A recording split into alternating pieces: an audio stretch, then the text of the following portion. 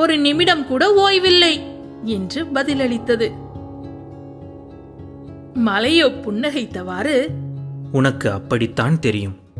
ஆனால் இங்கே நின்று கொண்டே இருப்பது களைப்பாக உள்ளது.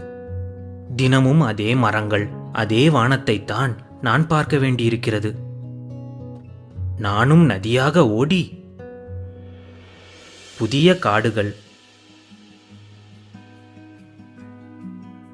மற்றும் கிராமங்கள் வழியாக சென்று